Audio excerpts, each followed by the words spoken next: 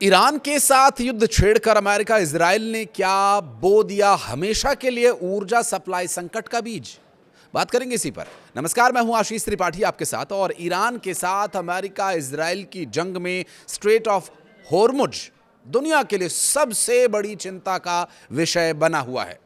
इस सकरे जलमार्ग से दुनिया के लगभग 20% तेल की ढुलाई होती है और ईरान ने अमेरिका इजरायली हमलों के जवाब में इसे प्रभावी रूप से ब्लॉक किया हुआ है। सैकड़ों ऑयल टैंकर्स दोनों तरफ खड़े हैं और तेल की कीमतें आसमान छूने को बढ़ रही हैं। अमेरिकी प्रेसिडेंट डोनाल्ड ट्रंप ने दावा किया कि इस स्ट्रेट को किसी भी कीमत पर दोबारा खोलेंगे, लेकिन जानकारों का कहना यह है कि जंग रुकने भर से ये ट्रैफिक सामान्य होने वाला नहीं है। डिप्लोमेटिक डील या लंबे खतरनाक सैन्य कब्जे के बिना पूरा रास्ता बहाल कर पाना लगभग नामुमकिन है। इसको लेकर न्यूयॉर्क अखबार, वहाँ के एक अखबार में रिपोर्ट में ये कहा गया कि इस क्षेत्र के भूगोल, छिपी हुई ताकतों और सैन्य जोखिम इसे और जटिल बना रहे हैं। स्ट्रेट ऑफ होर्मुज बेहद सकरा और उथला क्षेत्र है और इसकी सकरी जगह पर चौड़ाई जो कि सिर्फ 21 मील है, लगभग 34 किलोमीटर अगर किलोमीटर्स में देखा जाए, जो टैंकर्स के लिए इस्तेमाल होने वाली शिपिंग लेन और भी सकरी है, क्योंकि ये करीब 2 मील चौड़ी है। जहाज़ों को ईरान के पहाड़ी तट के करीब से गुजरना पड़ता है और ये भौगोलिक स्थिति ईरान के पक्ष में है। ईरान जो दशकों से इस भूगोल का हमेशा लाभ उठाने की तैयारी भर करता रहा, लेकिन अब उसका फ़ायदा उठा भी रहा है और इसके पास छोटे छोटे हथियार जैसे मिसाइलों, ड्रोन्स और माइंस भी हैं और इन हथियारों को पहाड़ी चट्टानों और गुफाओं और सुरंगों में छिपाया भी जा सकता है। फिर इन्हें करीबी रेंज से जहाज़ों पर दागा भी जा सकता है। उसी रिपोर्ट में यह बताया गया कि इस बार मैसाचुसेट्स इंस्टीट्यूट ऑफ टेक्नोलॉजी यानी MIT की एक प्रोफेसर कैटलिन तालमेज कहती हैं कि ईरानियों ने भूगोल को अपने फ़ायदे में इस्तेमाल करने के बारे में बहुत सोचा। ऑस्ट्रेलियन नेशनल यूनिवर्सिटी की जेनिफर पाकर कहती हैं कि सक्रिय जगह और ईरान की निकटता इस क्षेत्र में सबसे बड़ी समस्या है। इस स्ट्रेट में हमला होने पर जहाज़ के बचाव के चांसेस बहुत कम हैं, लगभग ना के बराबर।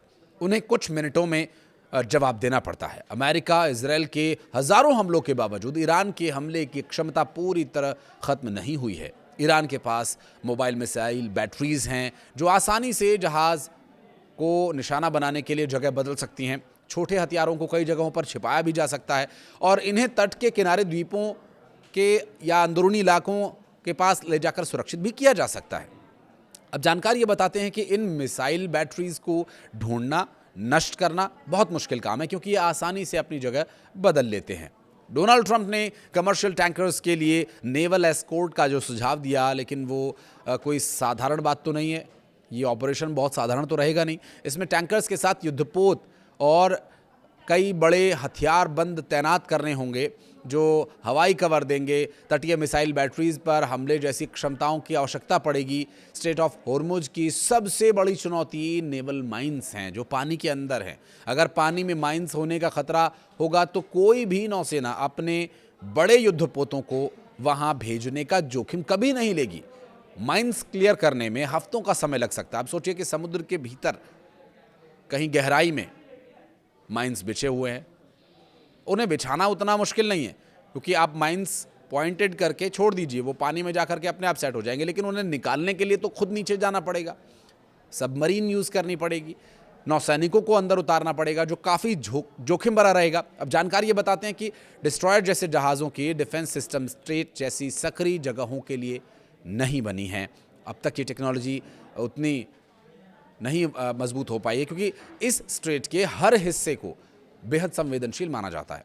अमेरिका अपने मरीन्स को इलाके में भेज रहा है। द्वीपों पर रेड या एयर डिफेंस सिस्टम लगाने की तैनाती की जा सकती है, लेकिन ईरान की बड़ी ज़मीनी सेना के चलते मुख्य भूमि पर घुसपैठ जोखिम भरा होगा। अगर अमेरिकी सैनिक मारे गए या पकड़े गए तो स्थिति पूरी तरह से बदल जाएगी। यहाँ कि बड़े सैन्य ऑपरेशंस के बाद भी एक भी सफल हमला शिपिंग कंपनीज और इंश्योरेंस मार्केट का भरोसा तोड़ सकता है। फिलहाल सैकड़ों टैंकर पर्शियन गल्फ में खड़े हैं, आगे बढ़ने से हिचकिचा रहे हैं।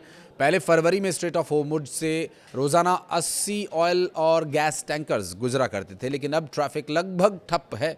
नेवल एस्कॉर्ट सिर्फ कुछ जहाज़ों को एक साथ सुरक्षा दे सकता है। पूरी क्षमता बहाल करने के लिए शिप ओनर्स और इंश्योरेंस कंपनीज को यकीन दिलाना होगा। जोखिम कम हो गया है, लेकिन ऐसी परिस्थितियों में यकीन करना भी मुश्किल होगा उन कंपनीज के लिए। ये एयर कैंपेन और दूसरे मोर्चों से संसाधन खींच सकता है। ईरान ने अपने पर्शियन गल्फ और गल्फ ऑफ ओमान दोनों ही जगह हमले तेज कर दिए हैं, इसलिए स्ट्रेट पार करना और भी सुरक्षा की आवश्यकता होगी। यहाँ पर MIT की कैटलिन ये कहती हैं कि जब तक ईरान की तरफ से धमकी बनी रहेगी, ट्रैफिक पर असर रहेगा। सब कुछ सामान्य होता नहीं दिख रहा है। डिप्लोमेटिक और पॉलिटिकल समाधान भी बहुत ज़रूरी है। ट्रंप ने ईरान के सुप्रीम लीडर के साथ संयुक्त नियंत्रण का भी जिक्र किया, लेकिन ज़्यादातर विकल्प सैन्य ही दिख रहे हैं, जो शांति बहाल करने की दिशा में तो बिल्कुल कदम नहीं जा रहे। अब जहाँ पर आप हथियार लेकर के खड़े हो जाएंगे, वहाँ पर शांति वार्ता कैसे होगी?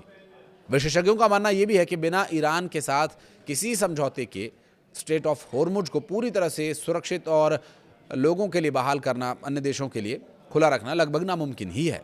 दुनिया को तेल की कीमतें, महंगाई, आर्थिक अनिश्चितता से निपटने के लिए अभी और इंतजार करना पड़ सकता है। स्ट्रेट ऑफ होर्मुज सिर्फ एक जलडमरू मध्य नहीं है, बल्कि वैश्विक अर्थव्यवस्था का ये नेक पॉइंट है, गला।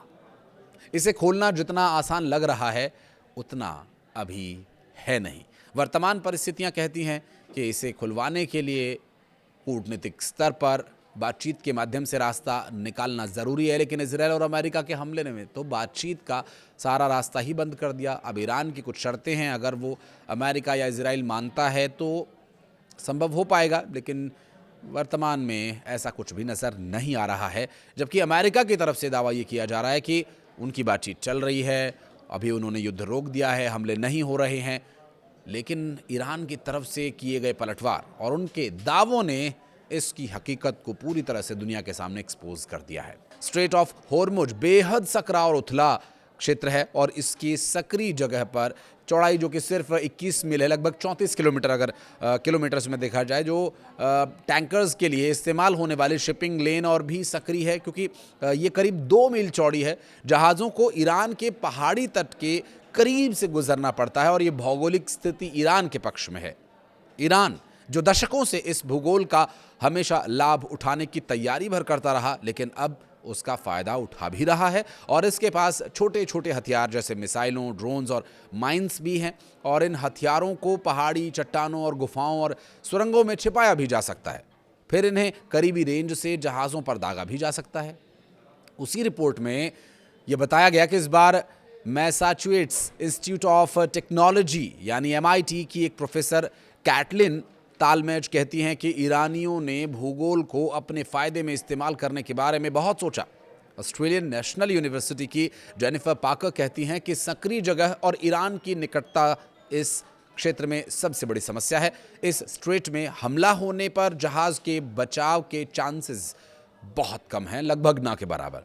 उन्हें कुछ मिनटों में जवाब देना पड़ता है। अमेरिका, इजरायल के हज़ारों हमलों के बावजूद ईरान के हमले की क्षमता पूरी तरह ख़त्म नहीं हुई है। ईरान के पास मोबाइल मिसाइल बैटरीज़ हैं जो आसानी से जहाज़ को निशाना बनाने के लिए जगह बदल सकती हैं। छोटे हथियारों को कई जगहों पर छिपाया भी जा सकता है और इन्हें तट के किनारे द्वीपों के या अंदरूनी इलाकों के पास ले जाकर सुरक्षित भी किया जा सकता है।